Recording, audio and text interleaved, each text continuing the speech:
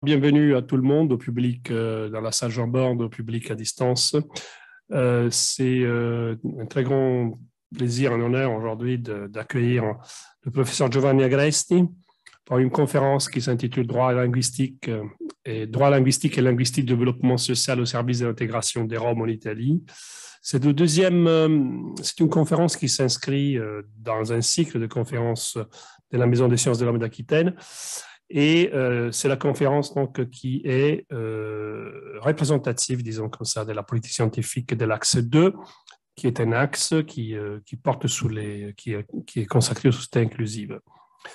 Quelques mots simplement pour présenter l'œuvre de Giovanni Agresti, qui est professeur en sciences des langages à l'Université Bordeaux-Montaigne depuis 2018, je ne me trompe pas, et qui est encore un professeur à l'université de Federico II de Napoli.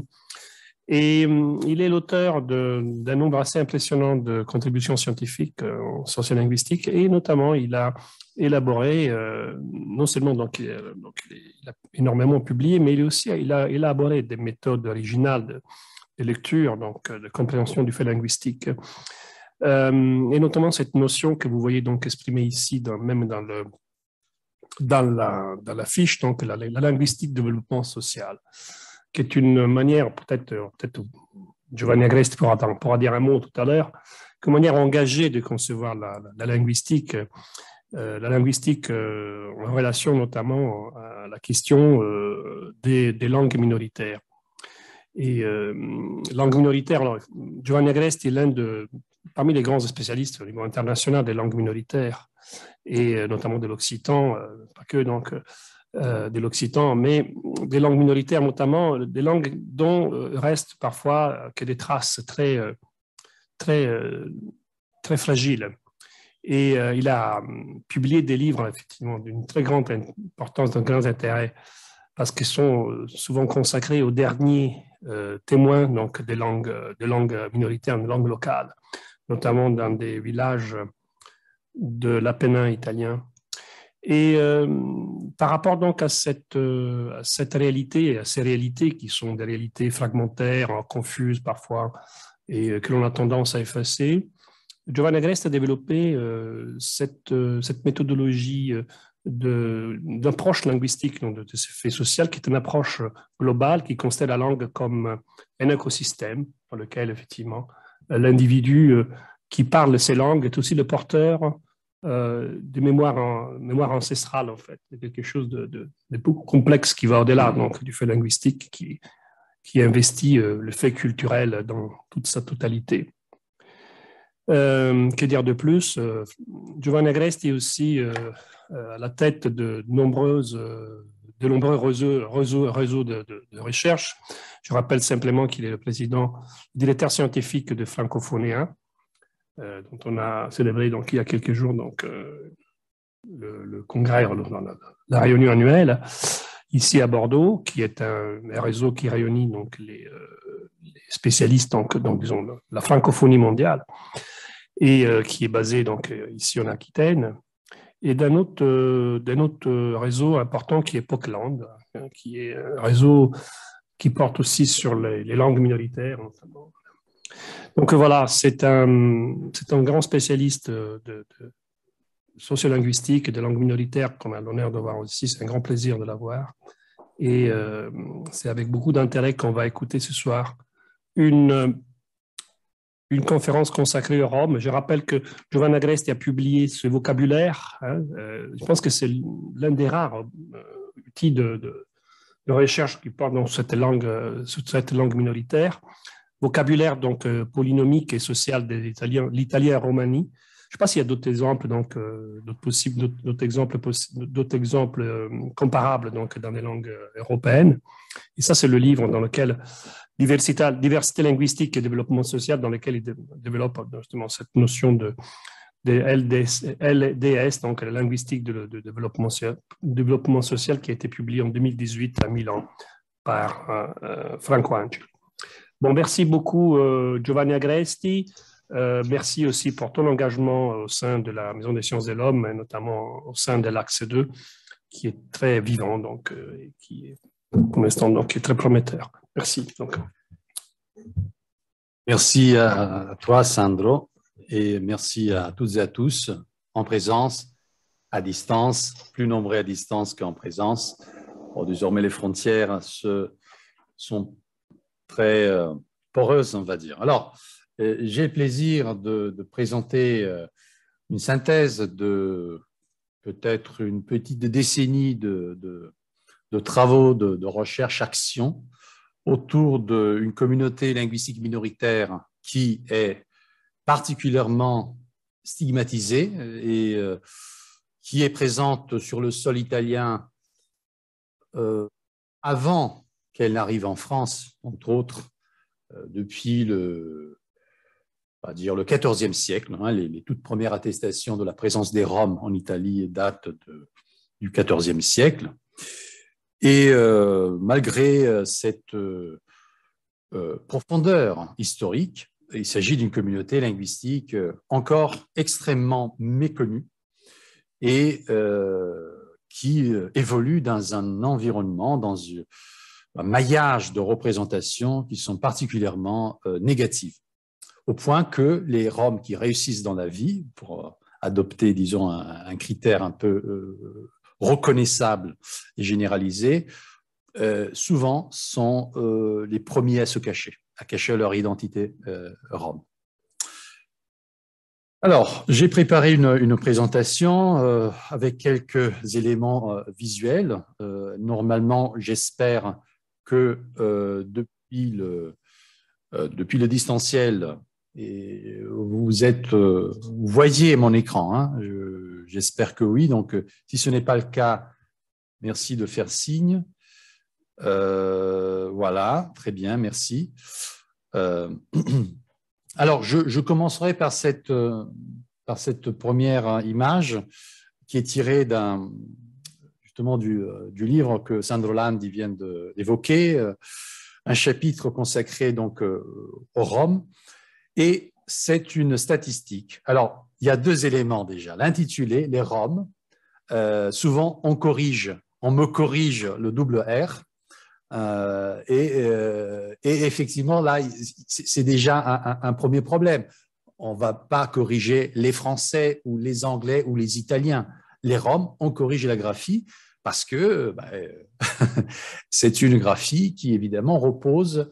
Celle-ci, je l'ai adoptée parce que c'est la graphie proposée par Marcel Courtiade, un immense spécialiste qui nous a quittés il y a 2 ans, pardon, il y a 1 an, professeur à l'INALCO et un immense spécialiste de cette langue, locuteur primaire de la Romanie. Et lui, il a un peu réformé l'orthographe et il a proposé le double R pour l'ethnonyme et pour le glossonyme. Donc, la Romanie ou le Romani et les Roms. Hein. Donc, moi, je me reconnais dans les études de Marcel Courtiade et donc j'ai adopté cette graphie. Mais systématiquement, et dès le caractère il y a une correction. Bon, ça, c'était un premier élément quand même un peu symptomatique. Le tableau, en revanche, est ahurissant. De quoi il s'agit? Il s'agit d'une recherche que j'ai effectuée il y a quelques années à partir d'un corpus de presque un siècle et demi de presse grand public. Il s'agit j'ai fait la recherche de la racine lexicale zingar, parce que c'est le nom le plus courant en Italie pour désigner les Roms, zingari au pluriel, zingaro au singulier masculin. D'ailleurs, c'était un choix obligatoire parce que Rome, évidemment, c'est une racine qui se confond avec Roma, les habitants de la ville de Rome, etc. Donc, j'ai cherché uniquement à partir de cette racine et avec tous les accords en genre et en nombre, donc zingaro, zingara, zingare, zingari, zingaresco à la manière des gitans, des tziganes, etc. Et donc, sur une période qui va de 1876 à 2017, dans le quotidien Corriere della Sera, qui est, je crois, encore aujourd'hui le quotidien le plus lu en Italie, hein, donc c'est hautement représentatif d'une presse écrite relativement soutenue, mais quand même grand public. Et j'ai repéré à peu près 24 000 occurrences. 24 000 occurrences. Et le graphe est ô combien parlant. Il s'agit, dans la moitié des cas à peu près, de contextes d'usage liés au domaine de la justice. Et secondairement, dans la sphère de la politique et de l'administration publique. Ce qui est intéressant, troisième position, c'est l'art, la littérature et le spectacle, c'est-à-dire que ce sont des domaines de la culture, que l'on songe à l'opéra, hein, que l'on songe à des œuvres qui mettent en exergue et en valeur le personnage romantique du tzigane, qui est l'homme libre, hein, parce que, soi-disant, il n'a pas de domicile fixe et donc il traverse les frontières. Et donc, vous voyez, ça c'est un phénomène typique qu'on étudie en sociolinguistique.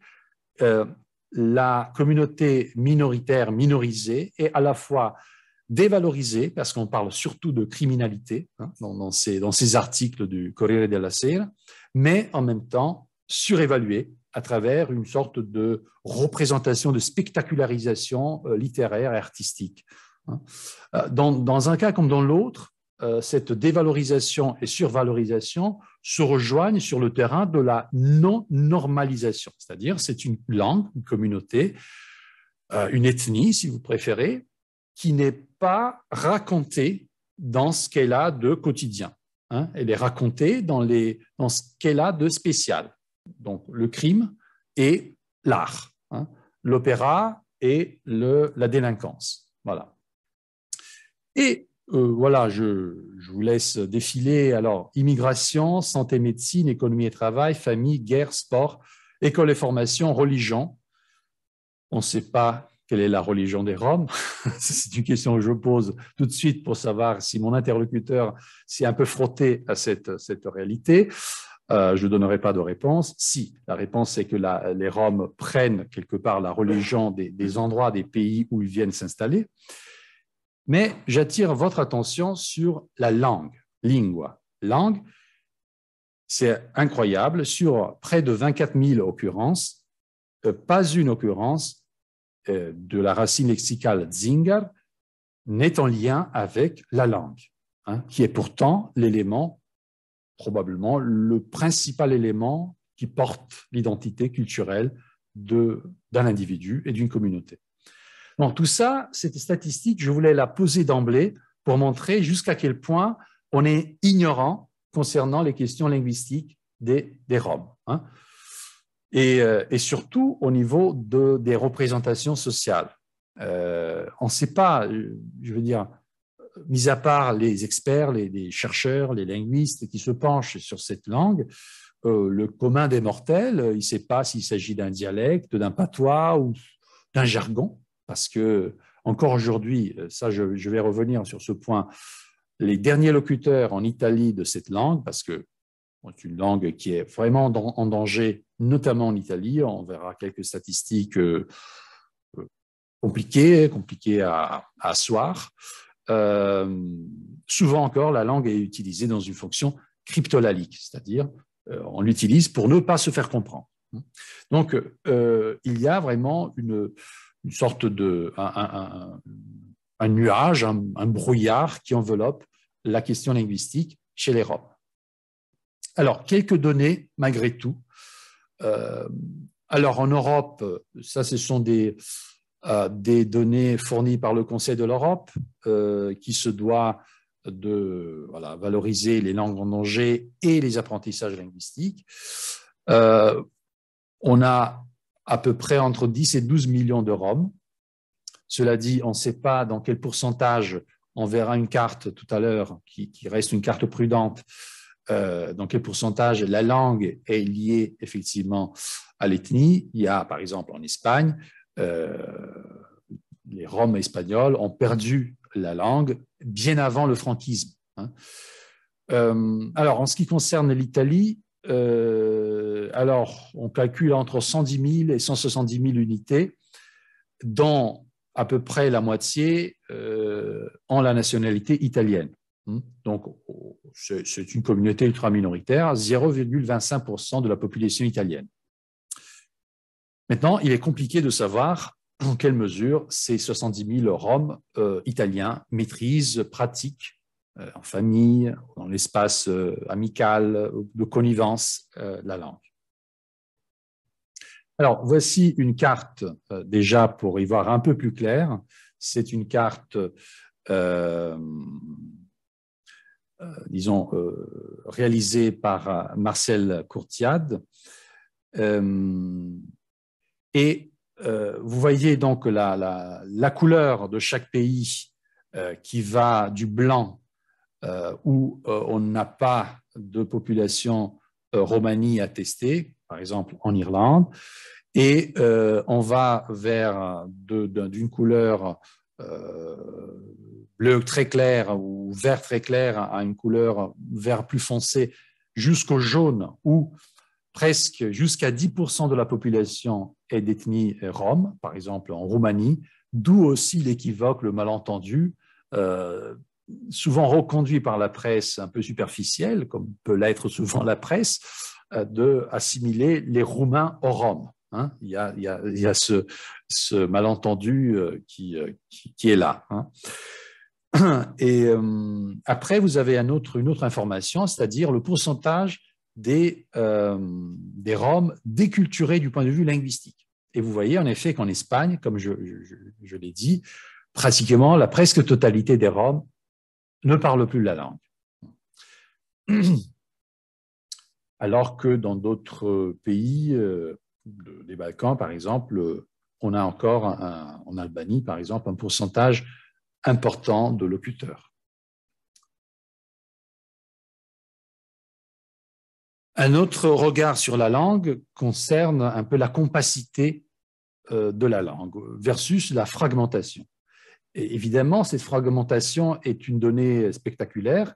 Là, je vous propose donc une carte toujours réalisée par Marcel Courtiade. On ne pourra pas aller dans les détails, évidemment, mais juste vous montrer cette carte qui, à mon sens, est très parlante et qui dit la complexité des diasporas, des multimigrations, qui sont d'ailleurs un thème qu'on développe au sein de l'axe 2 de la MSH Bordeaux.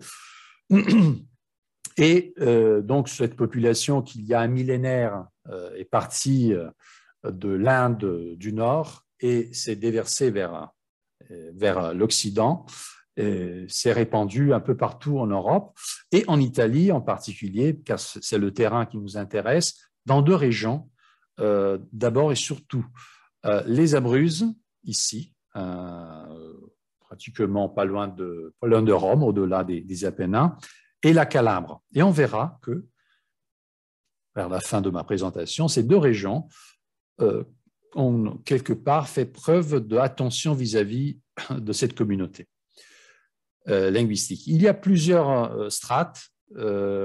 Évidemment, les Roms, je l'ai dit tout à l'heure à propos de la religion, prennent un peu les pratiques confessionnelles des populations dominantes à tel ou tel endroit. Donc, on aura des Roms musulmans, des Roms catholiques, des Roms protestants. Et pour la langue, fatalement, il y a des phénomènes d'hybridation. Le fait qu'il n'y ait pas d'État romani, qu'il n'y ait pas de pouvoir public reconnaissant la langue comme langue co-officielle, mais uniquement pour l'instant grâce à un document, un traité du Conseil de l'Europe, à savoir la Charte européenne des langues régionales minoritaires, il y a des pays qui reconnaissent la Romanie ou le romani comme une langue minoritaire. Donc, il y a une forme de reconnaissance. Et en ce qui concerne la France, la notion de langue de France, qui permet de reconnaître aussi les langues dépourvues de territoire, qui ne sont pas officielles par ailleurs. Et voilà, la France, donc, notamment à travers la mission du ministère de la Culture, la DGLF-LF, Délégation générale à la langue française et aux langues de France, reconnaît le romani comme une langue de France. Aujourd'hui, les langues de France, on en parlait avec Shazaman Ak, le collègue qui est venu il y a 3 semaines donner une conférence ici même, Aujourd'hui, les langues de France sont au nombre de 82. Alors, pour ce qui est de la génétique, alors, le romani fait partie des langues indo-européennes, langue indo-iranienne, indo-arienne, langue indique centrale, romani. Alors, là, il y a un problème colossal qui se pose. Est-ce qu'on considère cette langue comme unitaire, le romani ou la romani chib, hein, si vous préférez, en langue romani, ou est-ce qu'on considère plutôt une palette, un éventail de langues, de dialectes d'une même langue source? Alors, c'est un questionnement qui va traverser un peu notre propos et qui détermine aussi la reconnaissance ou la non-reconnaissance de la langue et par ricochet de la communauté. C'est un problème qui se pose pour n'importe quelle langue. Aujourd'hui, comme le français, de plus en plus, on a l'habitude de dire les Français ou les langues françaises au pluriel, parce que bon, il y a des Français, autant de Français qu'il y a de, je ne dis pas de locuteurs, mais en tout cas de pays où le français est largement parlé. Et Marcel Courtiade dénombrait jusqu'à 29 variétés diatopiques du romani en Europe. Mais est-ce que cette variation, qui est quelque part physiologique, implique que l'on doive s'interdire d'asseoir quelque part une unité linguistique? Bon, ça, c'est un problème qui n'a pas de solution, en effet, et ça dépend largement de l'idéologie qui habite le chercheur ou le décideur, de voir plutôt ce qui rassemble et ce qui fragmente la langue. Alors, la fragmentation, on n'est pas dans le déni. Hein, deux exemples, l'un en termes de mixité typologique. Alors, j'ai pris cet exemple du romani de Macédoine du Nord, qui est un pays où non seulement la langue est encore parlée, c'est-à-dire presque tous les Roms parlent la langue, mais c'est aussi une variété qui présente des phénomènes. Là, j'ai pris, par exemple, un des phénomènes par excellence qui sont étudiés en linguistique pour déterminer l'appartenance typologique d'une langue à telle ou telle catégorie. Là, vous avez, par exemple, une phrase, vous savez, les Roms, traditionnellement, sont des éleveurs de chevaux et de vendeurs, hein, acheteurs, vendeurs, commerçants et éleveurs de chevaux. Donc, une phrase du type « le Rome a un beau cheval » est une phrase tout à fait artificielle et courante en même temps. « Romeste si lacio grast ». Romeste, c'est un locatif.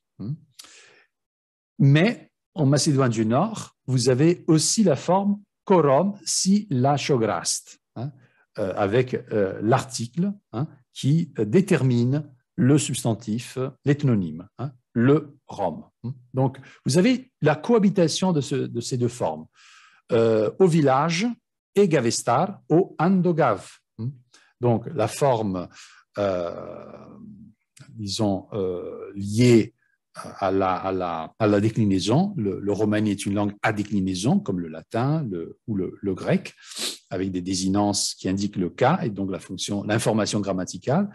Mais en Macédoine du Nord, il est courant d'avoir les deux formes. Donc la syntaxe libre à la latine, pour faire simple, et la syntaxe de position à la française.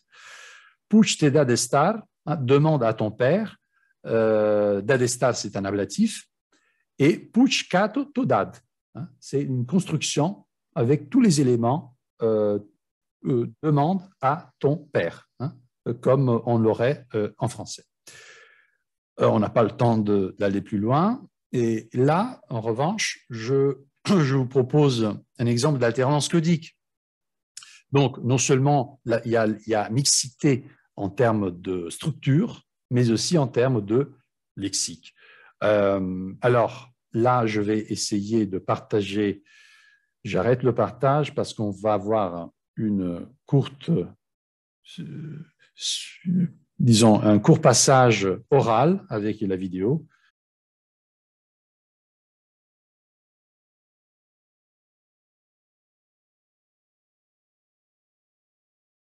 Come ci si fidanzava una volta? Sarebbe se ne ubrebbe ne fura? Ubrebbe da ne furata se ne proprio, ne ubrebbe, cioè, prima quando da che se ne inizia a darni, inizia a votarno, quando piace in zanemba. Allora va la panesa ne di cama, di me cama di ghiaccia, che piace, ma ghiaccia. C'était donc un entretien entre deux femmes roms et c'était juste, alors pour montrer, probablement le public francophone n'aura pas saisi, mais là, par exemple, il y a toutes sortes de mixité linguistique. Hein. Il y a des formes dialectales de dialectes d'Italie centrale, des formes en langue italienne hein, qui viennent quelque part assurer la transition dans certains passages. Donc, ça pour dire qu'effectivement, si aujourd'hui on pose la question, c'est quoi exactement le romani d'Italie? Eh bien, c'est une langue évidemment qui existe au quotidien avec toutes sortes de formes d'alternance codique, un peu comme, par exemple, toute proportion gardée, hein, mais une sorte de darija algérienne avec des mots de français par-ci, par-là, hein, et régulièrement. Toute proportion gardée, bien entendu.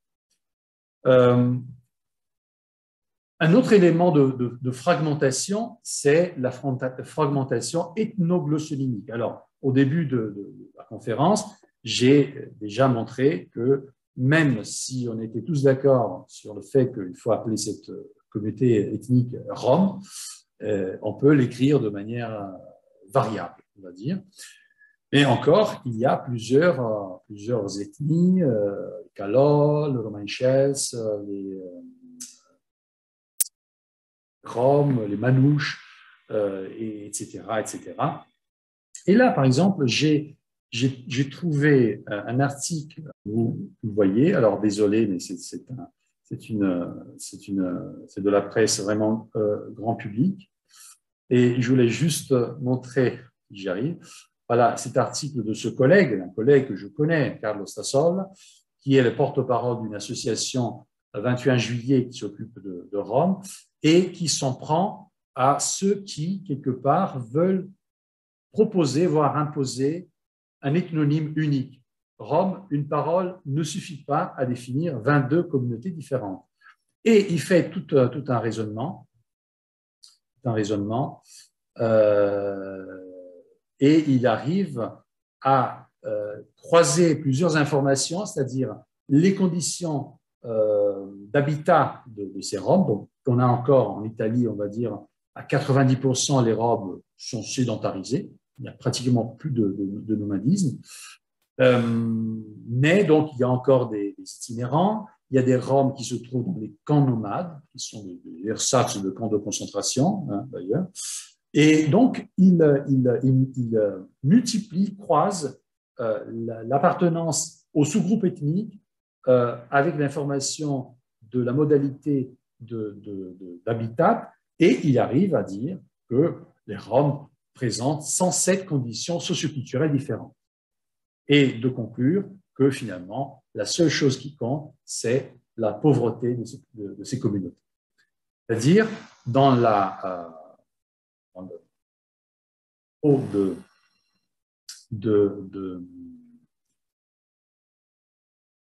ce collègue, il faut vraiment faire attention au moment de parler des Roms, hein, parce que ça, finalement, c'est tout un foisonnement de groupes.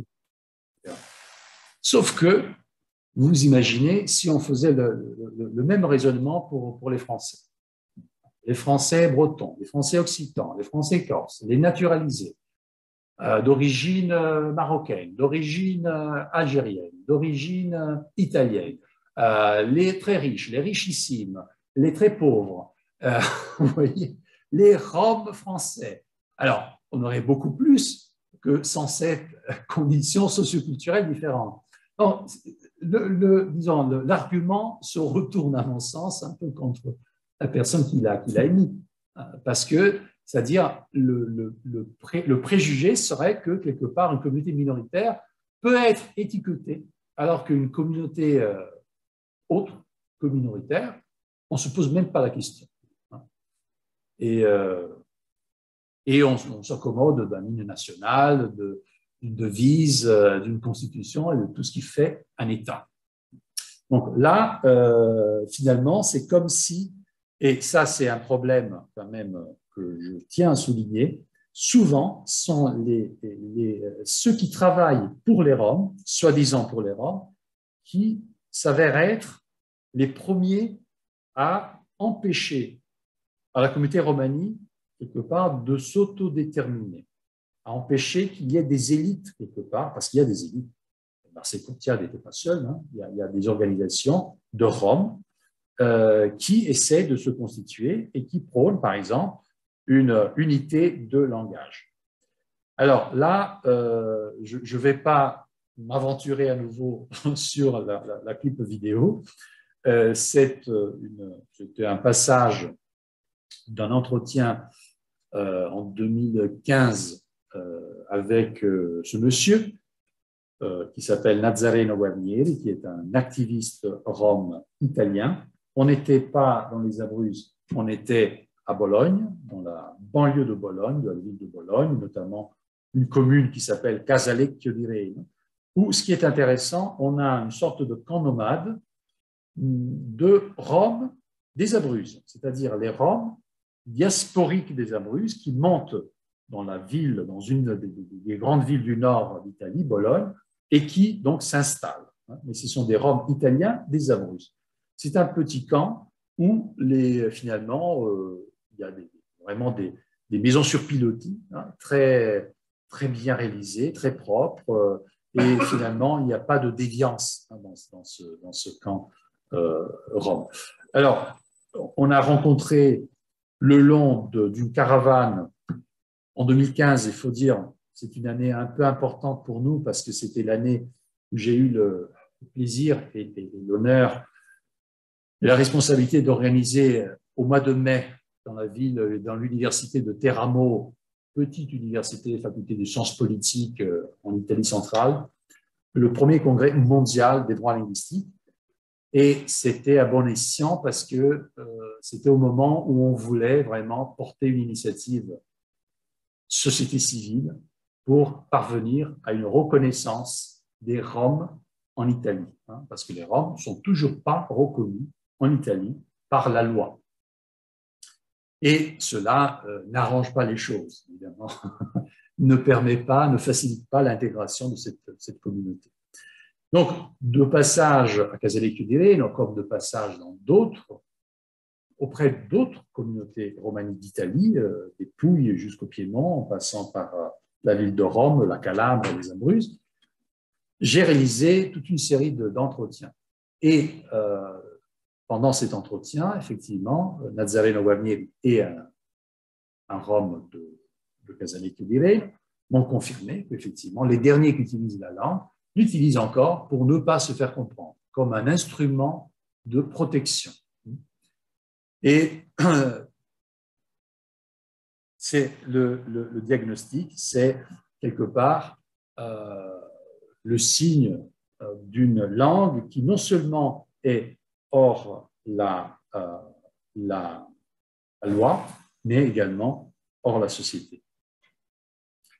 Alors, maintenant, en termes juridico-linguistiques, voyons un peu de plus près de quoi il est question, pour un peu reconstituer l'histoire de cette reconnaissance niée. Il faut savoir que, et je le dis au bénéfice des non-italophones, de ceux qui ne connaissent pas l'Italie et ses principes, ses fondements constitutionnels, la Constitution italienne est plus ancienne que la Constitution française, elle date de 1948, elle est entrée en vigueur le 1er janvier 1948, c'est-à-dire au lendemain de la Seconde Guerre mondiale, c'est-à-dire au lendemain de la libération, et cela explique très facilement pourquoi toute la Constitution de la République italienne de 1948 est une constitution ouvertement antifasciste. Or, les fascistes, le régime de Mussolini, avaient persécuté toutes sortes de minorités, notamment les minorités dites nationales, c'est-à-dire les minorités qui se trouvent le long de cette frontière à peu près naturelle, hein, que sont les Alpes. Donc, finalement, on comprend que l'article 6 de la Constitution italienne, c'est-à-dire l'un des principes fondamentaux de la Constitution italienne, est le suivant: la République protège par des normes spécifiques les minorités linguistiques. On n'a pas l'équivalent en France, dans la Constitution française, où, à grand-peine, en 2008, il y a eu une révision constitutionnelle et on a constitutionnalisé les langues régionales, uniquement les langues régionales, à l'article 75-1 de la Constitution, ce qui veut dire à la périphérie de la Constitution, et uniquement en tant que patrimoine. Ça, c'est très important. C'est-à-dire, les langues régionales sont reconnues dans la Constitution française dans la périphérie et en tant que patrimoine de la France. En revanche, en Italie, on a parmi les principes fondamentaux la protection de la part de l'État non pas des langues minoritaires, mais des minorités linguistiques. Ça veut dire des groupes humains, ethniques, hein, qui parlent des langues minoritaires. Tout ça avait été précédé par un document qui est, je dirais, horriblement actuel et contemporain, la déclaration de Kivas. C'est un document qu'on trouve en ligne, y compris en français, qui a été rédigé en pleine Seconde Guerre mondiale, au moment où le vent commençait à tourner, c'est un document signé par des représentants, des partisans des vallées alpines, notamment des Vaudois, des Valdôtains, parmi lesquels Émile Chanoux, qui est à l'origine de la revendication de la francophonie valdôtaine, en quelque sorte. Et on trouve déjà les éléments que l'on va retrouver dans la Constitution de 1948. Maintenant, la Constitution, on le sait, n'est en aucune manière un recueil de lois. C'est un recueil de principes. Ces principes doivent trouver une application à travers une production législative. Or, malheureusement, comme souvent il arrive en contexte italien, pour avoir l'application, la traduction législative de ce principe, on a dû attendre un demi-siècle. Ça, c'est très grave, parce que, évidemment, la situation des minorités linguistiques en Italie, en 50 ans, il y a tout, hein, il y a le miracle économique, il y a l'urbanisation. Vraiment, la donne sociolinguistique a énormément changé. En tout cas, enfin, en 1999, entrée en vigueur en 2001, l'État approuve une loi, qui est la loi numéro 482, norme en matière de protection des minorités linguistiques historiques. C'est le grand succès, enfin, tant attendu, et qui s'accompagne à peu près, toujours dans les années 90, de deux autres temps forts, on va dire, un temps fort positif, c'est-à-dire en 95, la ratification d'un traité du Conseil de l'Europe, à savoir la Convention cadre pour la protection des minorités nationales, et en 92, en revanche, l'adoption de la part du Conseil de l'Europe de la Charte européenne des langues régionales minoritaires, que l'Italie n'a toujours pas ratifiée, comme la France. La France a signé le traité, mais ne l'a toujours pas ratifié. À côté de ça, pour compléter un peu la charpente juridico-linguistique italienne, il faut compter une dizaine de lois régionales, par exemple la loi de la région Piémont, de la région Molise, de la région Basilicate, qui portent sur la promotion des minorités linguistiques. Voilà. Alors, il y a des lois régionales qui ont précédé la loi nationale et dans la plupart des cas, les lois régionales suivent la loi nationale. Or, quid des Roms dans toute cette production législative? Eh bien, c'est une minorité non reconnue. pratiquement jusqu'à 2019. Je vais y revenir à la fin avec quelque part quand même une note de très prudent optimisme. Jusqu'en 2019, les Roms, la minorité romanique, n'étaient pas présente dans les lois linguistiques, hein, que ce soit régionales ou nationales. Pourquoi? Alors, parce que, voilà, là vous avez l'article 2, hein, version française de la loi nationale. Donc, vous voyez, la République protège la langue et la culture des populations albanaises, catalanes, germaniques, grecques, slovènes, croates, et des populations qui parlent le français, le franco-provençal, le friulan, le ladin, l'occitan, le sarde. C'est-à-dire que le français est une minorité linguistique dans quelques communes du Piémont et du Val d'Aoste. Et les Roms, qui sont une minorité linguistique, qui plus est de la même famille, mais d'une autre branche linguistique quand même, c'est pas une langue romane, hein, on peut dire. Et surtout, ce qui est incompréhensible, c'est que cette minorité a été persécutée, à l'instar des Juifs, des homosexuels, des dissidents politiques. Ils ont fait l'objet de déportations. Après, ils s'en sont sortis un peu mieux, un peu moins pire que d'autres Roms, d'autres Tziganes, hein, pour des raisons qui restent d'ailleurs intéressantes. Il serait intéressant d'étudier le point de vue historique. Hein. Et il y a des hypothèses, mais pour l'instant, je ne vais pas m'appesantir là-dessus. En tout cas, la Shoah des Juifs correspond au Porrainos des Roms. Hein, donc, c'est-à-dire une sorte de holocauste des Roms qui ont été gazés, qui ont été tués, etc. Bon. Alors, ce que je ne comprends pas, et avec moi, évidemment, une cohorte de gens concernés, c'est pourquoi cette minorité-là, qui aurait dû être la première à être reconnue par une loi appliquant l'article 6 de la Constitution, n'a pas été incluse dans cette loi nationale de 1999. Comment se fait-il? Puisque l'article 6 est un article de réparation historique, pourquoi on n'a pas réparé tout ça?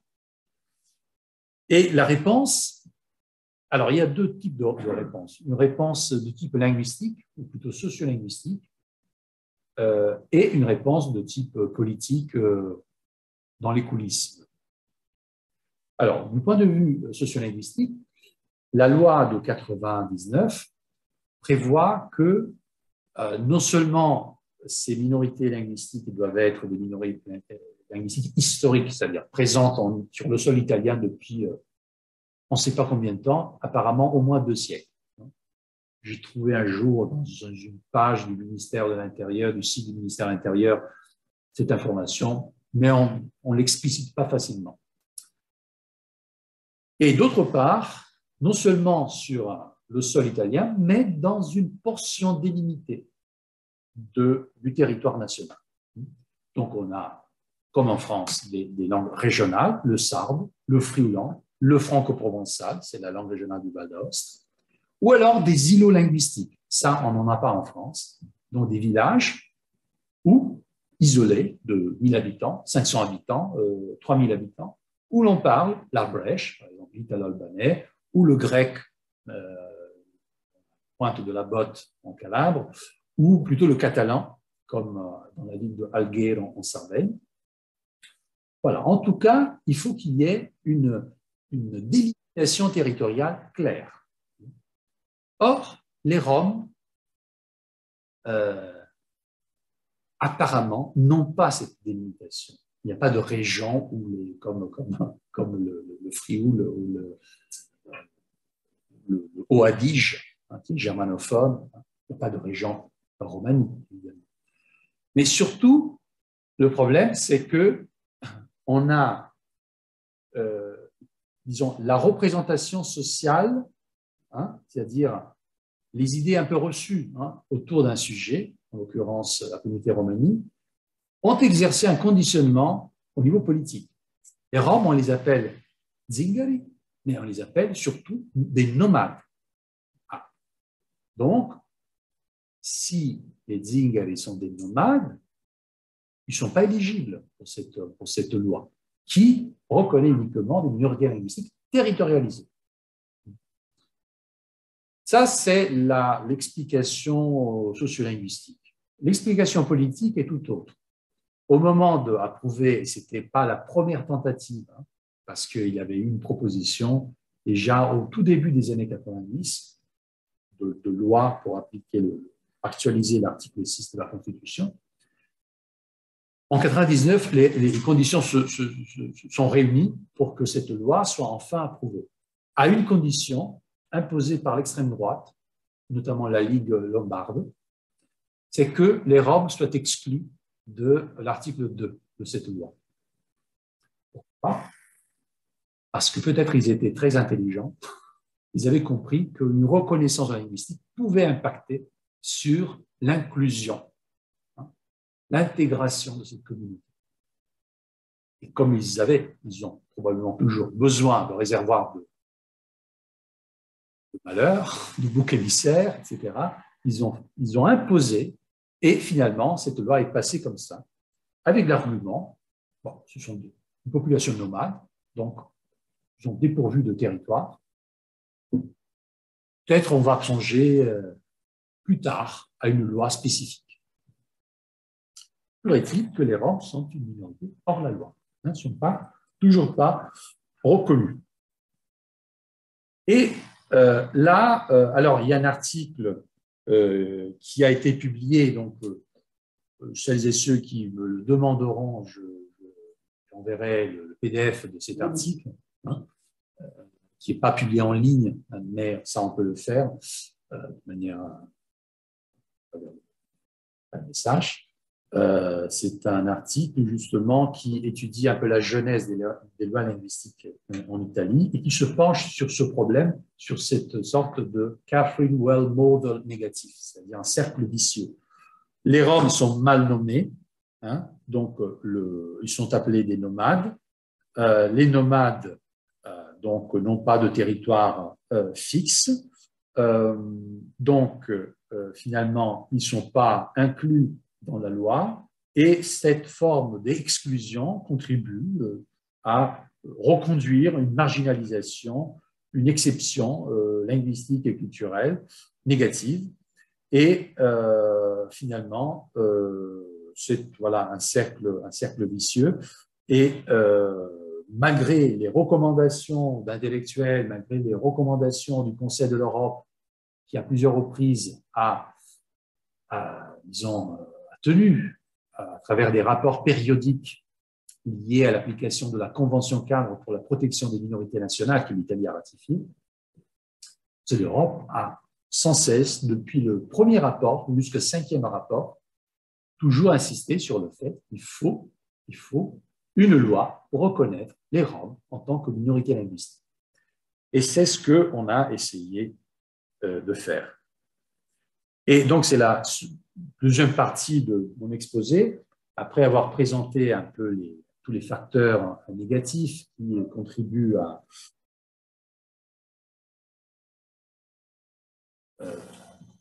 à figer et à donner à cette communauté à la marginalisation, à l'exclusion, au point que, comme j'ai pu le raconter à mes étudiants, dans la ville de Pescara, il y a aujourd'hui environ 3000 Roms. Ils ne parlent pas tous la langue romanie. Il y a des étudiantes qui sont inscrites Roms, qui sont inscrites à l'université, et après avoir obtenu le diplôme, sont passés en préfecture pour demander que leur nom de famille soit modifié, afin de ne pas être reconnus comme appartenant à l'ethnie. Il y a des formes de discrimination insoupçonnables, des Roms qui ne peuvent pas ouvrir des activités commerciales, hein, dans un pays civilisé, hein, comme l'Italie. Voilà, uniquement pour des raisons de préjugés. J'aurais beaucoup d'anecdotes là-dessus, mais je ne veux pas m'apesantir. Alors, maintenant, quelle est la contribution de la linguistique du développement social, hein, une sociolinguistique d'intervention? qui se doit quelque part, voilà, je mis en exergue une phrase qui n'est écrite nulle part, mais qui est un peu ma feuille de route, c'est-à-dire améliorer les conditions d'existence de communautés linguistiques, notamment les plus vulnérables, à travers un particulier travail sur et par leur langue, culture, mémoire. Donc, il ne s'agit pas de revitaliser des langues en voie de disparition. Jean Calvé, un grand sociolinguiste très connu, pose la question dans un ouvrage, Les confettis de Babel, est-ce qu'il faut sauver les langues ou est-ce qu'il faut sauver les locuteurs? Bon. Ainsi posé, on n'hésite pas, hein, on dit il faut sauver les locuteurs. Quelque part, c'est un peu ça, hein, l'état d'esprit, hein, c'est-à-dire les langues, on peut les documenter, on peut faire des dictionnaires, on peut faire la description complète, on peut dire c'est bon. On peut faire du collectage, de la mémoire, de la culture. Et pour la langue en tant que patrimoine de l'humanité, ça y est. On se pose la question de comment faire en sorte que les gens qui ont telle langue minoritaire pour langue maternelle ou primaire puissent être au monde bien et pas avoir à renier la langue. Un exemple de aliénation diglossique que j'ai raconté à mes étudiants, je raconte volontiers ici. Alors là, il y a la couverture d'un premier ouvrage.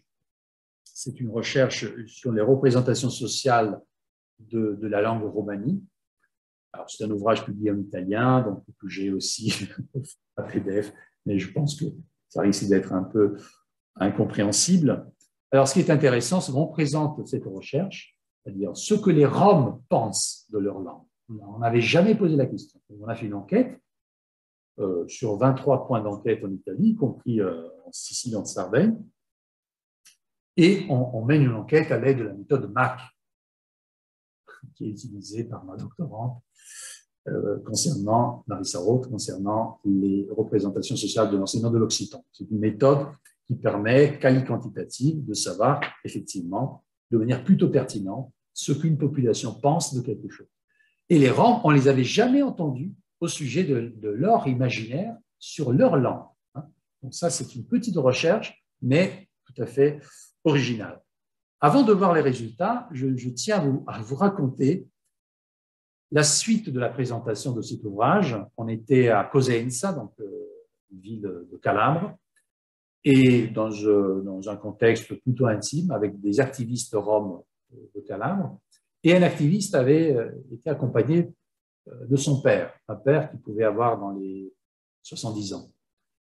Et suite à ma présentation, cette personne qui a disparu il y a quelques années, en comité toujours en 2015, il répétait sans cesse « Monsieur, merci, mais moi, si je pouvais, je m'arracherais, si je pouvais, je m'arracherais mes racines, mon identité, je me l'arracherais. » Il était au bord des larmes. C'était quelqu'un qui avait passé une vie entière en subissant son identité au lieu d'être fier de son identité.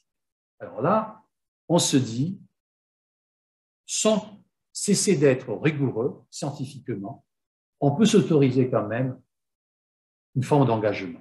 L'engagement n'est pas contradictoire avec le sérieux scientifique. Ça, j'insiste beaucoup avec mes étudiants qui parfois, à force de vouloir être objectif, finalement, s'interdisent toute forme d'engagement. Il y a des engagements, des formes d'engagement exigeants et des formes d'engagement idéologiques imbuvables. Là, j'ai vu qu'il y a une souffrance, on appelle ça une forme d'aliénation diglossique grave. Et finalement, je pense toujours aux médecins à qui on demande à résoudre une situation pathologique. On ne demande jamais aux médecins, vous êtes scientifique, vous êtes engagé. Et justement, le médecin, lui, il agit sur base scientifique et il prescrit une thérapie, etc. Nous, quelque part, on fait la même chose. On intervient dans des situations de vulnérabilité et la situation des Roms est extrêmement de vulnérabilité évidente et avec les outils qui sont les nôtres, avec les outils des sociolinguistes. Alors, voyons maintenant les résultats principaux de cette enquête. Alors là, c'est le résultat global de la partie la plus significative de cette enquête. Ce schéma est d'une lecture très facile. De gauche à droite, on va du pôle du rejet au pôle de l'adhésion. Et puis, la taille des cercles correspond au niveau de consensus, c'est-à-dire au degré d'uniformisation des réponses. D'autant plus un cercle est grand, d'autant plus les gens ont répondu de la même manière. Alors, il y a dans l'échantillon d'environ 150 personnes, c'est un échantillon modeste, mais la méthode permet de générer des graphes aussi avec des échantillons modestes. Le problème, c'est que, vous l'avez compris, c'était très compliqué d'impliquer des Roms dans cette enquête. Il fallait qu'ils aient un minimum un niveau d'étude suffisant pour lire le questionnaire et répondre. Alors, je ne vais pas m'arrêter sur les détails méthodologiques. Hein, c'est une méthode qui se base sur une pré-enquête. Donc, nous, on ne met rien dans le questionnaire. C'est la population qui rédige des textes oraux ou écrits autour du sujet qui nous intéresse, c'est-à-dire que penses-tu de la langue, que penses-tu de l'identité romanique. Et à partir de ces textes-là, on sélectionne un certain nombre d'idées qui deviennent des items dans un questionnaire. Et ce questionnaire est par la suite administré à la même population. Et donc, nous avons, après un logiciel, c'est la méthode d'analyse combinée des représentations sociales créée par Bruno Maurer, et ce logiciel nous permet de faire des calculs. Et alors, ce qui est intéressant, parce que là, il faut que j'accélère, c'est que, donc là, sur, disons, l'item qui a obtenu le score d'adhésion le plus important, c'est-à-dire plus 1,25, sachant que le top, c'est plus 2, c'est l'item qui a surpris les militants non-roms. C'est-à-dire, il est très important de définir une langue romanique standard. Ça a vraiment produit une sorte de choc parce qu'on ne s'attendait pas à cette si forte adhésion. Hein. Et par ailleurs, le rejet le plus fort, mais ça on le comprend, le romani est une langue inutile. On comprend parce que finalement, dans ce type d'enquête, une affirmation de ce type est une forme d'insulte vis-à-vis de la communauté. Donc, généralement, les communautés qui ont un tout petit peu, un tant soit peu de loyauté linguistique se révoltent contre ce type d'affirmation. Alors, on n'a pas le temps d'aller dans les détails, mais quand même, je veux vous montrer très rapidement les sous-enquêtes. C'est-à-dire, on avait un échantillon suffisamment large pour avoir la possibilité de faire des comparaisons entre différentes tranches d'âge. Par exemple, les jeunes, 15-21 ans, 22-39 ans et 40-64 ans. Et ça, ce sont des analyses qui nous permettent d'apprécier dans quelle mesure les représentations varient d'une génération à l'autre. On voit que, notamment, les plus jeunes sont les plus, on va dire, à fond sur l'idée de passer à une langue standard. Cela est d'autant plus intéressant que, justement, c'est la génération des 15-21 ans qui sont plus dans la déperdition de la langue. Et ça, finalement, confirme une dynamique qu'on a déjà pu observer dans d'autres communautés linguistiques minoritaires, c'est-à-dire, au moment où on se rend compte, A, de la dignité de la langue, et B, que la langue digne est en danger parce qu'elle a été stigmatisée, même interdite, hein, dans certaines périodes de l'histoire, c'est là qu'on est plus dans le désir de la langue. Et donc, ce sont les plus jeunes qui sont partants pour travailler à une standardisation. Et aussi qui considèrent que la langue est à la base de l'identité romane. Alors, cela est quand même important parce que si vous vous rappelez le premier graphe que je vous ai montré, la langue ne fait jamais l'objet d'un discours public sur les Roms. Donc, la langue a été invisibilisée, y compris pour les Roms eux-mêmes. Alors, d'autres comparaisons, par exemple le nord, le centre, le sud et les îles, on voit des fluctuations plus importantes. On voit par exemple que dans le nord, le sentiment, peut-être parce que, notamment auprès de la communauté des Sinti, la langue est encore particulièrement vivante, on considère que la langue est à la base de l'identité, vous voyez, alors que dans les régions du centre, c'est beaucoup moins important, cet aspect.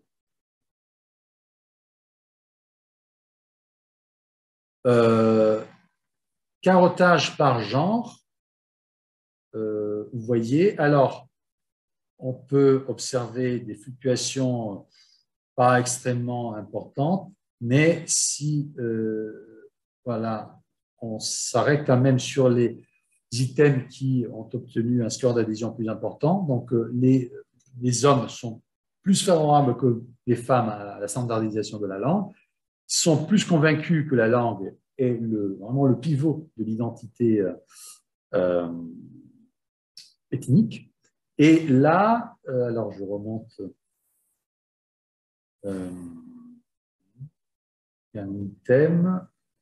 Voilà, l'item mère-père, en fait, d'après lequel le romani est la langue maternelle et l'italien, parce qu'évidemment tous ces Roms italiens sont à minima bilingues, l'italien serait la langue paternelle, hein, au sens non pas la langue transmise par le père, mais la langue de l'autorité constituée, donc de l'État.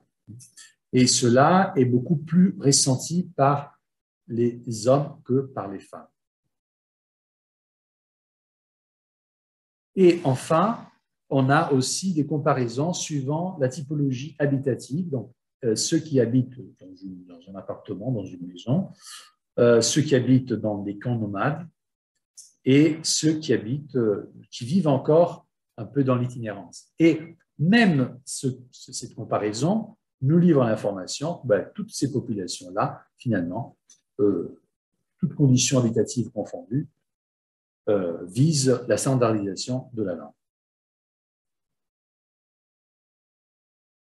Alors, cette enquête-là a ce qui, personnellement, me donne un peu d'espoir, aussi en ce qui concerne ce que nous faisons à l'université. Hein, parce qu'évidemment, notre mission est de faire de la science et de la formation, mais on aimerait aussi voir que tous nos efforts, quelque part, retombent positivement, soient versés un peu dans la décision publique, dans le débat public. Ça, je pense que on aimerait que ça soit plus normalisé, ce dialogue entre académie, université, société civile et politique aussi. Alors, ce qui est intéressant, c'est que cette recherche, donc sur les représentations sociales de la langue, a été adoptée, a servi de base à une proposition de loi.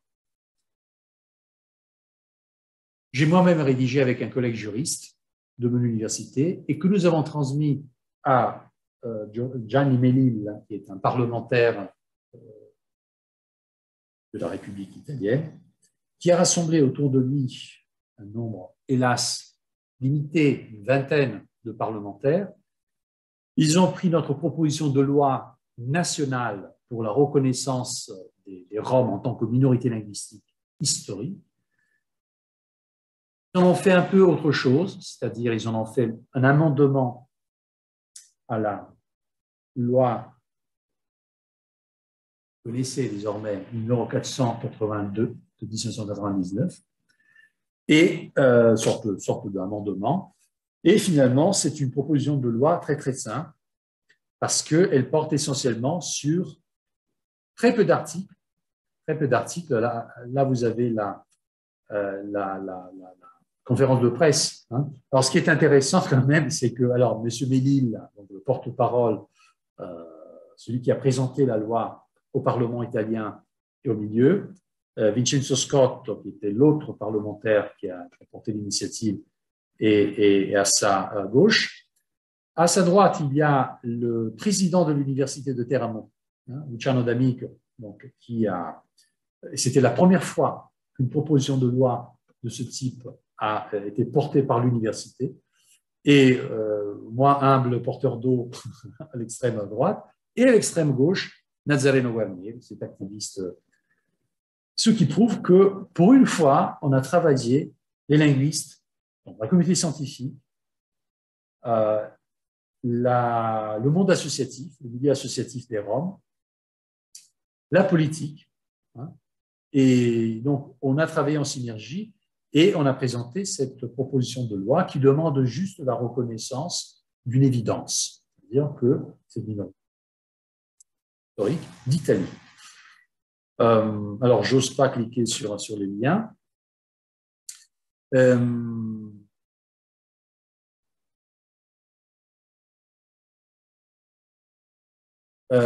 Et alors, quel est on était toujours en 2015.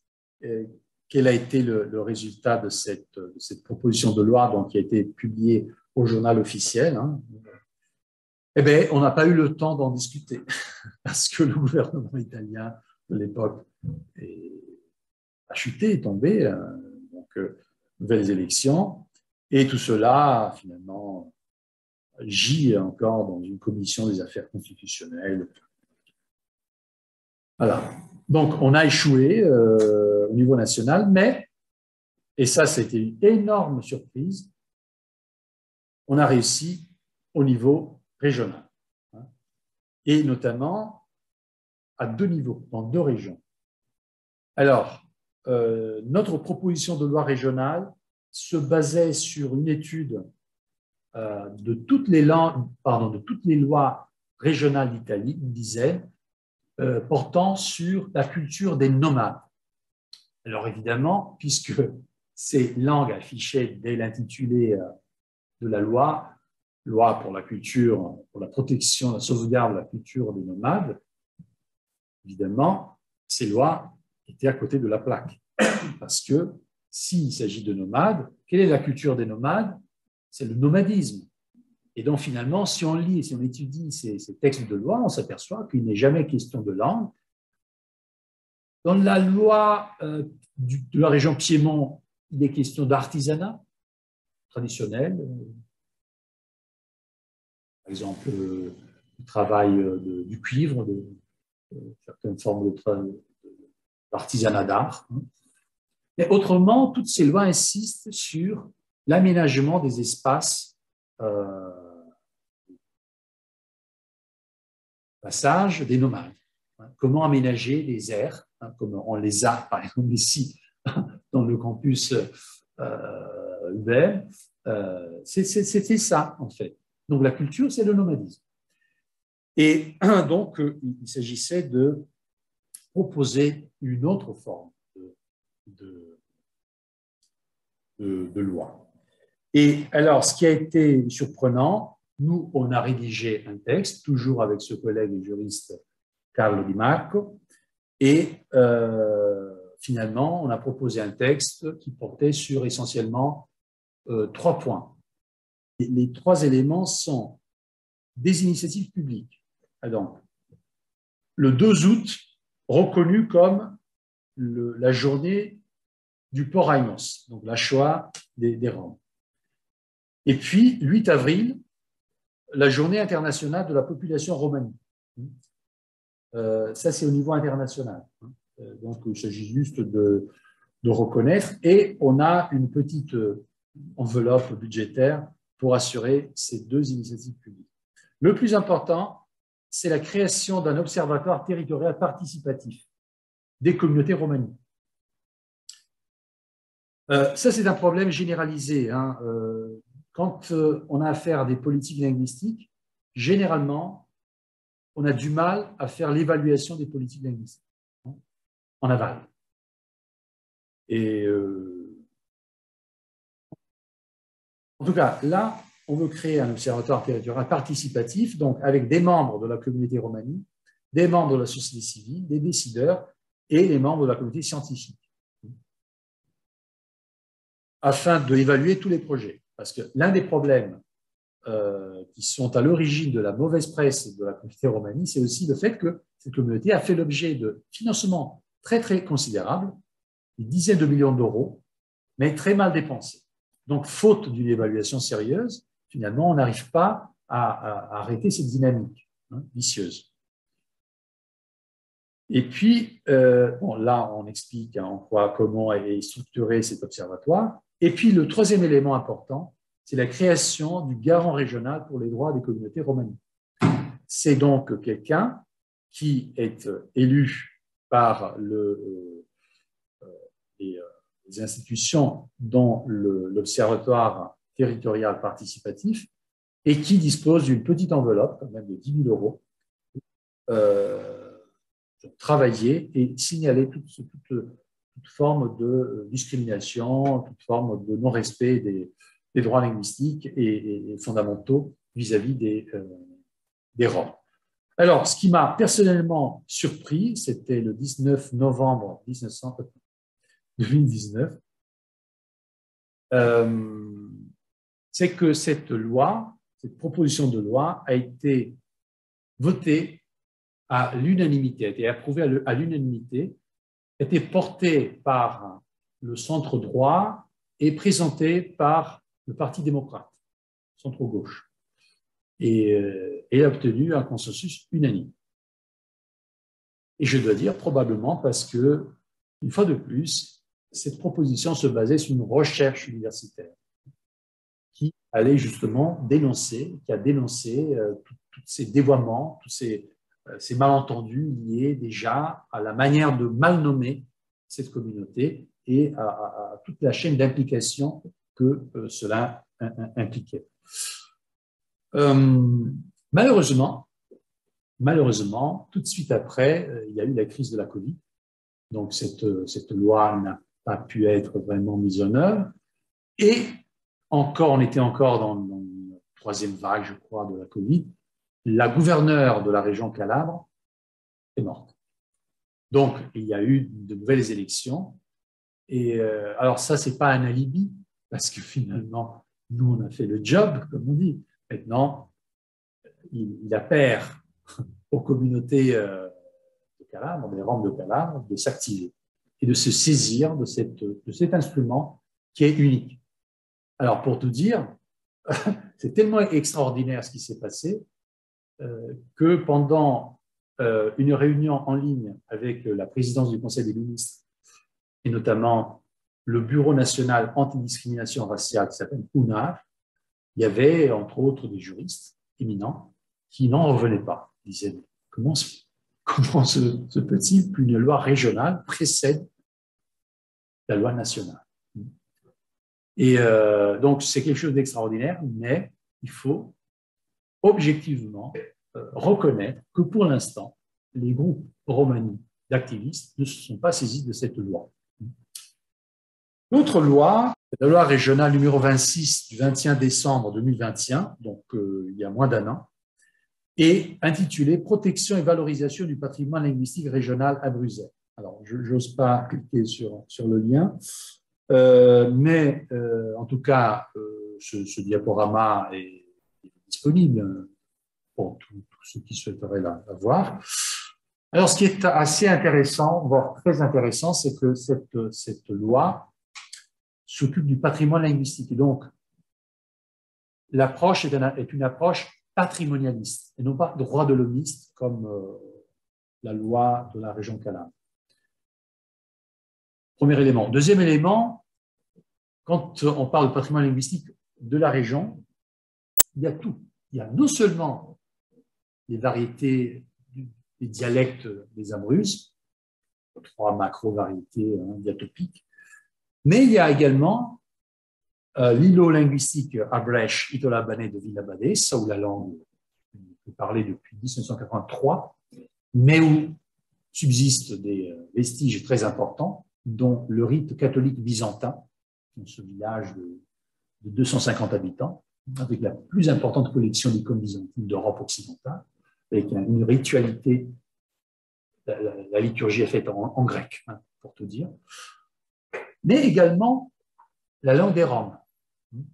Et ce qui est intéressant, c'est que, et c'est un linguiste, alors là, j'y suis pour rien, il y a un linguiste, Francesco Avoglio, qui est à l'origine de la rédaction de ce texte, et c'est extraordinaire parce que lui, je pense pour la première fois, il arrive à convaincre les décideurs politiques en disant que oui, les Roms, non seulement ils sont présents dans les Abruzzes, c'était la toute première région d'arrivée pour les Roms qui venaient des Balkans, traverser la mer Adriatique.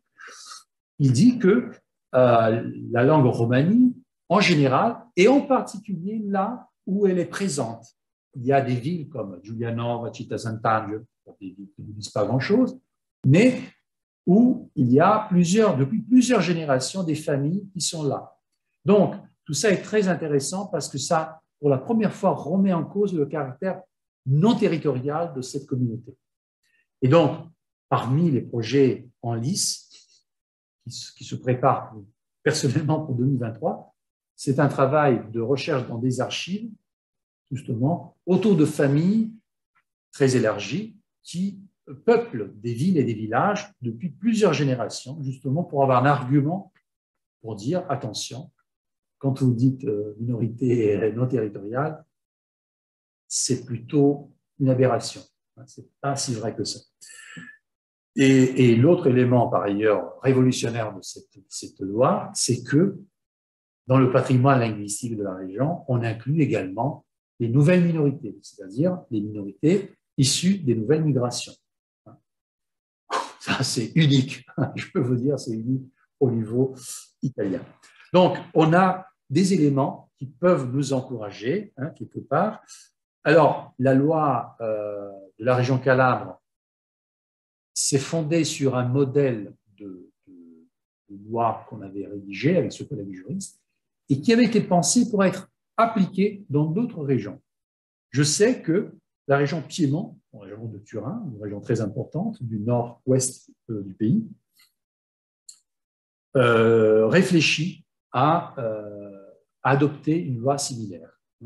On verra si on fera tâche d'huile.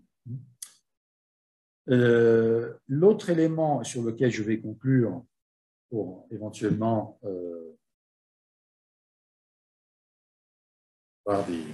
répondre à des questions s'il y en a, c'est un travail plus vraiment de linguiste et c'est une forme de documentation proactive de la langue.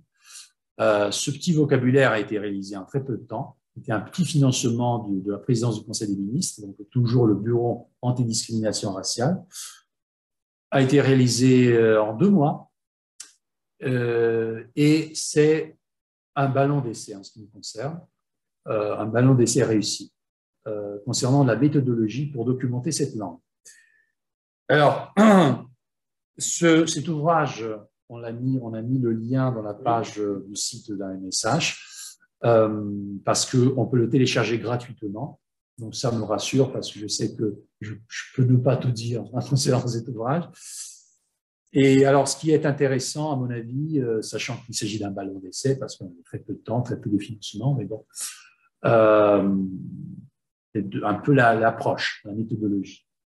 D'abord, on considère que c'est un ouvrage qui va de l'italien, langue d'État, langue, on va dire, complète, en mesure de tout dire, de dire le débarquement sur la planète Mars, comme de dire parler de la Divine Comédie, une langue complète comme le français, l'allemand, ou l'espagnol ou l'anglais, vers la langue minoritaire, la langue qui se pulvérise, la langue qui est moins parlée. Ça, c'est un élément intéressant aussi pour commencer à réfléchir en termes de néologie, de production, de création linguistique. Autre élément important, vous a encouragé à travailler là-dessus, c'est qu'on voulait penser un instrument pour que des non-roms accèdent à la langue et à la culture des roms. Donc, tout est fourni en italien, et puis le point de chute est la langue romanie. Alors, c'est la langue des Roms d'ancienne implantation. Il y a une introduction sociolinguistique qui montre que ces 2 communautés qui ont 2 ethnonymes différents, les Roms ou Zingen et les Gadjés sont les non-Roms. Moi, je suis un Gadjé pour les Roms. on considère de manière un peu superficielle que ces deux mondes ne sont pas vraiment jamais mélangés. C'est pas vrai.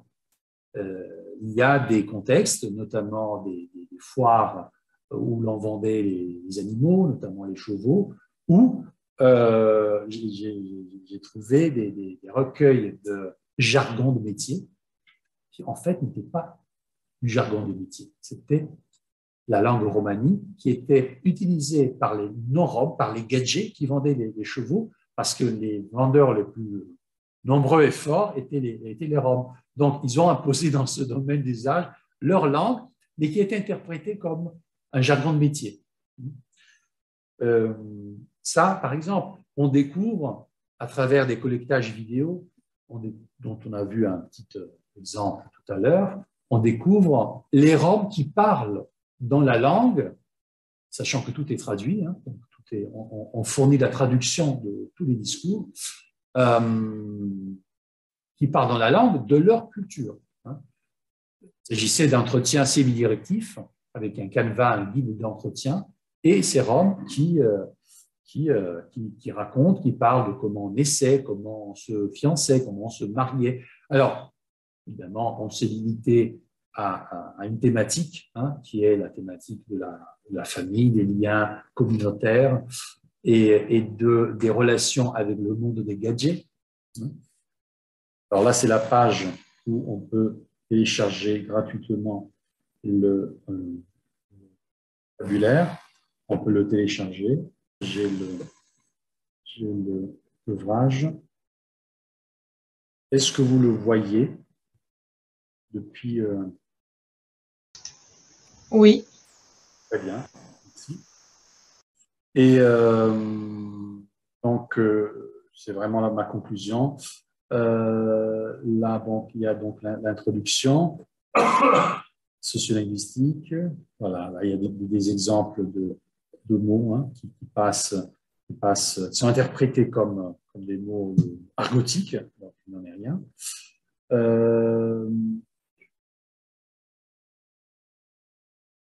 Puis, il y a une explication concernant la structure de ce vocabulaire. Parmi les retombées positives, c'est qu'on veut que ce vocabulaire finisse entre les mains des non-roms, mais également des roms, hein, qui prennent conscience de leur langue, de leur culture. Là, donc, il y a les traits distinctifs de l'ouvrage. Il y a donc les normes de lecture, les normes pensées à partir de la standardisation donc réalisée entre autres par Marcel Courtiade. Vous avez donc le graphème, la transcription en alphabet phonétique international. Lorsque cette lettre ne pose aucun problème pour un lecteur italophone, on ne donne pas d'exemple particulier, on ne peut pas alourdir la page. En revanche, lorsque nous avons affaire à un graphème qui présente des signes diacritiques particuliers qui ne sont pas familiers, qui ne sont pas propres à l'alphabet utilisé latin, utilisé en italien, on donne l'explication, on donne des exemples. Hein. Nascignane, c'est nato. Hein. Et voilà. Donc, on met le lecteur dans la condition de lire le texte.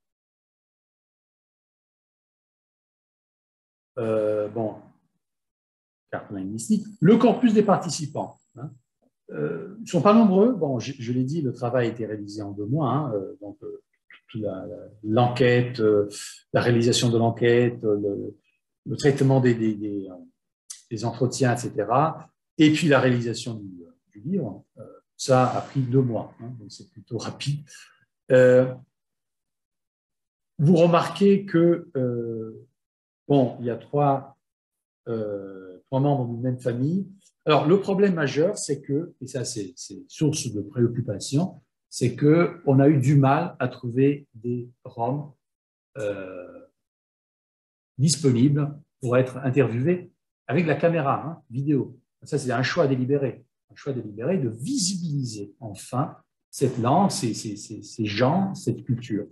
Mais on a dû essuyer un certain nombre de refus, notamment chez les Roms qui utilisent quelque part encore la langue comme un instrument de protection, hein, de s'invisibiliser. Et d'autres qui nous ont même dit ben, je ne veux surtout pas que ma langue soit apprise par les gadgets, par les non-roms. Parce qu'après, il n'y a plus d'instruments pour cryptolalique. Donc, ça a été même délicat parfois. Hein. Et là, en tout cas, on a réussi à rassembler des témoins qui vont de l'âge de 26 ans jusqu'à 83 ans. Là, c'est le chronoprogramme des entretiens.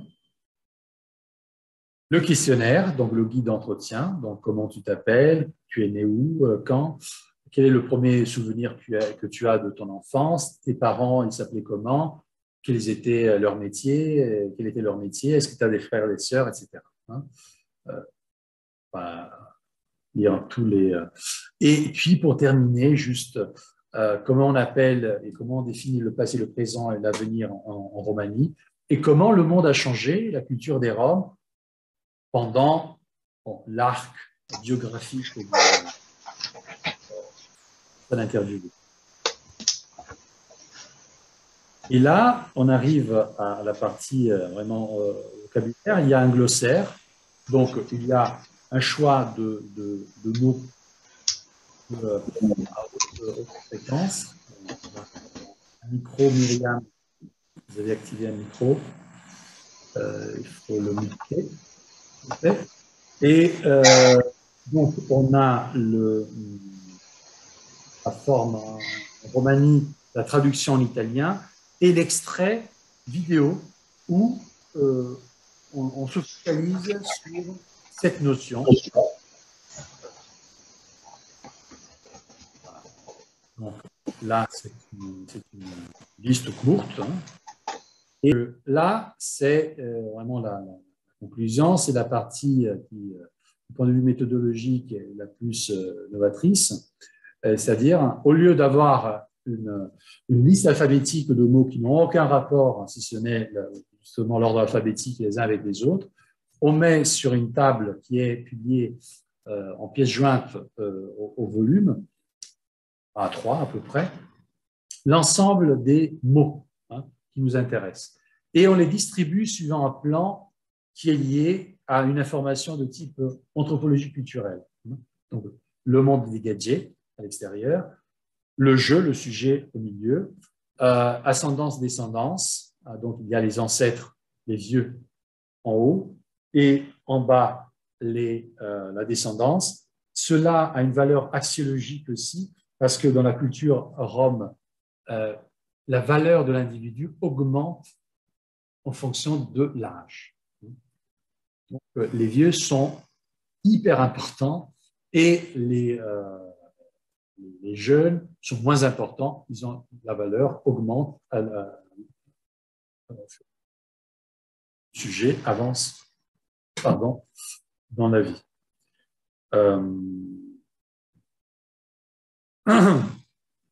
Et ensuite, vous avez la sphère féminine et la sphère masculine. Donc, à gauche, la sphère, vous avez tous les mots ayant trait à la sphère, donc femme, commère, sœur, fille, bambine, enfant, etc. Et à droite, vous avez la sphère plutôt masculine, et au milieu, ce qui n'est ni masculin ni féminin. Alors, ce qui est intéressant, c'est aussi le code couleur. C'est-à-dire, nous avons rassemblé quatre sources lexicales. Alors, en bleu clair, vous avez les formes attestées dans l'enquête, dans le vocabulaire. Vous avez les formes attestées dans un lexique qui a été réalisé il y a 30 ans, toujours en Italie. La forme en vert est la forme du Roumanie de la Macédoine du Nord. Et la forme orange est la forme ratifiée à l'international. Ça, c'est très important et c'est la dimension polynomique. Polynomique, ça veut dire on ne va pas imposer une forme unique, mais on va tolérer quelque part la variation. Et ce qui nous intéresse à nous, c'est que rien que dans le domaine de la famille, de la communauté, on peut observer une forte homogénéité, si je puis dire, des formes. C'est-à-dire qu'on peut imaginer que si, par exemple, un Rome de Macédoine du Nord débarque un jour en Italie, probablement sa forme linguistique, alors je ne peux pas donner le pourcentage, mais en tout cas, probablement les deux Roms pourront s'entre-comprendre, sans trop de difficultés. Ça, c'est très, très important parce qu'il y a, comme je l'ai dit tout à l'heure, il y a aussi des défenseurs, soi-disant des défenseurs des Roms, y compris des linguistes, y compris français, de gauche, qui disent, on arrive à dire, les Roms, la langue n'existe pas, c'est une arnaque, et il ne faut pas, plaquer sur cette communauté nos catégories, nos essentialisations, etc. Et ça, je trouve, c'est vraiment rédhibitoire, parce que c'est un discours qui ne tient pas compte du fait que, comme je l'ai dit tout à l'heure, même les Roms, qui sont comme nous, ont des élites intellectuelles qui, comme pour les Occitans, ça a été le cas notamment en 1945 à la Libération, ont créé l'Institut d'études occitanes, et bien les Roms, un peu plus tard, ils ont créé leur organisation, sachant que les Roms sont partout, pratiquement dans le monde, notamment en Europe, et que cela est beaucoup plus compliqué. Pour terminer, le QR code vous permet d'avoir un accès immédiat sur l'extrait où il est question en particulier de tel mot, de tel concept. Mishlipe, par exemple, c'est une sorte de notion d'amitié et de respect. Amitié et respect ensemble. Donc, Mishlipe, c'est, voilà,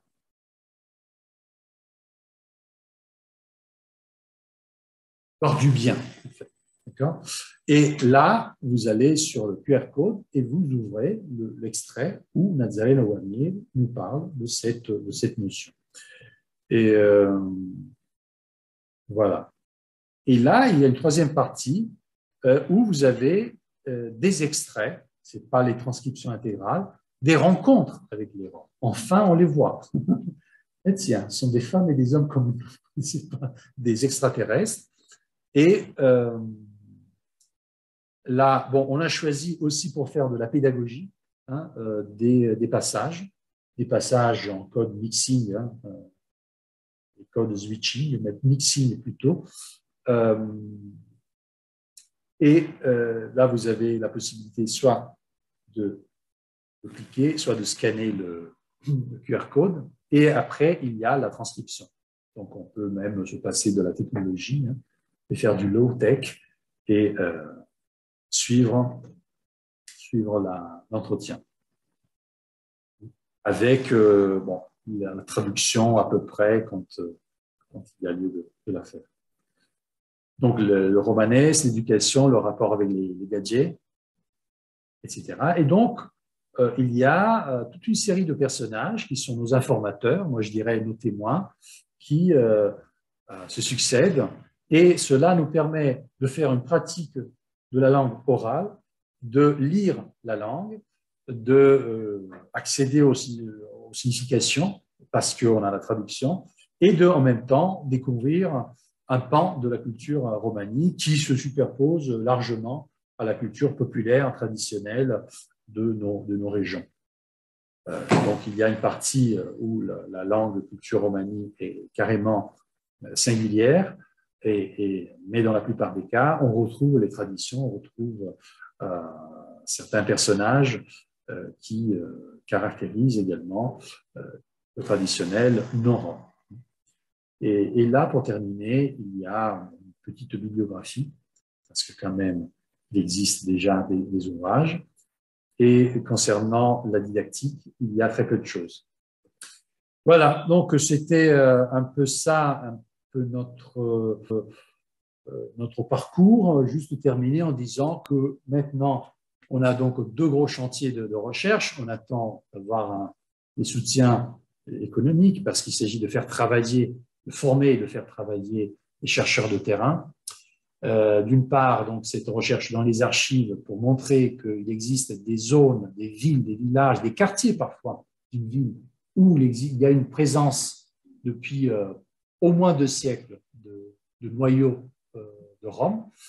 Et l'autre grosse recherche, c'est faire ce vocabulaire, mais en grand, en plus grand, sur plusieurs années, avec des milliers de mots, mais vraiment de démultiplier ou de multiplier cette approche qui voilà, visibilise la communauté, qui valorise les témoins, qui valorise la langue, qui est une langue maudite, il faut le dire, et tout ça dans une perspective de ce binôme qui permet de faire la jonction entre le travail du linguiste et le travail connaître pour reconnaître, et aussi déconstruire les fausses représentations, les lieux communs, les aberrations liées aussi à la mauvaise manière de nommer, de classer, de étiqueter cette langue, cette communauté. Voilà, je pense que je vais m'arrêter.